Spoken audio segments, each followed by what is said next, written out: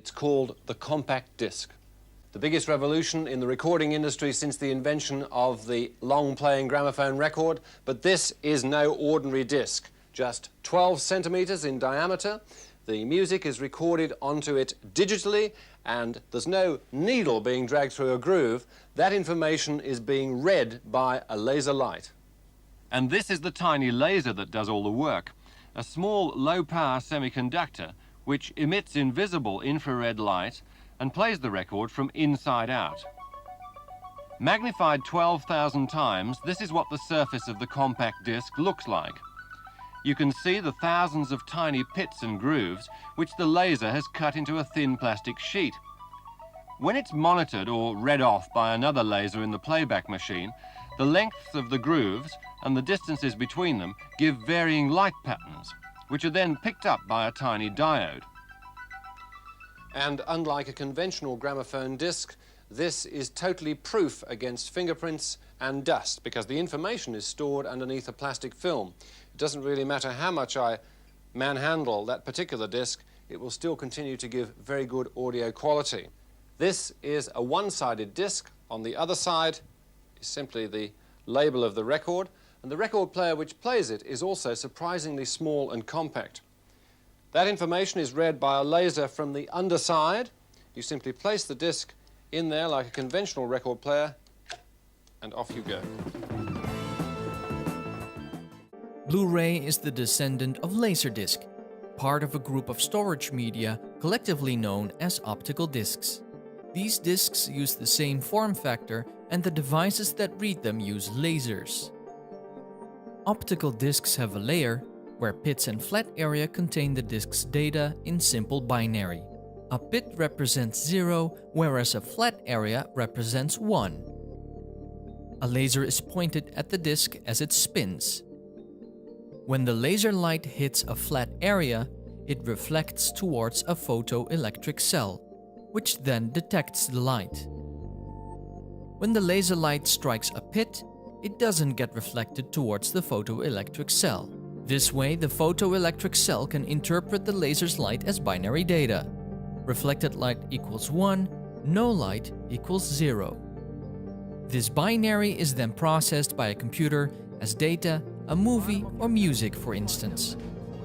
How much an optical disc can store depends on how small the pits can be made on the physical disc and the type of laser being used to read the disc. For instance, Blu-ray uses blue lasers, which have a smaller wavelength than the red DVD lasers or the infrared lasers used with CDs. Blu-ray is a so-called third-generation optical disc. At the time of writing, fourth-generation optical discs are still in development.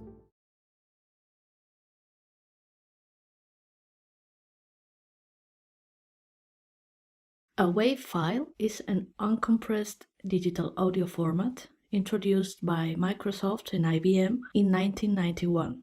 It has the same quality as a compact disc. These files are very large. 1 minute equals 10 megabytes. An MP3 file is a compressed digital audio format introduced by Fraunhofer IIS in 1993. The size of these files was reduced. 1 minute now equals 1 megabyte. They reduce the size using lossy compression, which discards some of the information undetectable to the human ear. The encoded audio isn't identical to the original. Famous playback devices for this file type include MP3 players and iPod. An OGG file is a free container format in which the contained audio can be compressed using lossy codecs like Vorbis or lossless codecs such as FLAC. Lossless compression doesn't discard information, so the encoded audio is identical to the original. OGG Vorbis is used by streaming services such as Spotify. This is a digital MP3 player. You can upload music in it by connecting its USB port to your computer, or you can use an SD card in which you have previously saved your songs. This device works with one battery. It has the usual commands of a playback device such as play, pause, stop, move to the next song, volume change, etc. This one also has a recorder and FM radio. It's ultra portable. iPod is the size of a deck of cards. We got one of the best design teams in the world, and they have done a remarkable job. And let me show you. This is what iPod looks from the side. Again, about 3/4 of an inch thick. I'm going to show you the back first because I'm in love with it. It's stainless steel. It's really, really durable. It's beautiful. And this is what the front of it looks like. Boom. That's iPod. I happen to have one right here in my pocket, matter of fact. There it is, right there.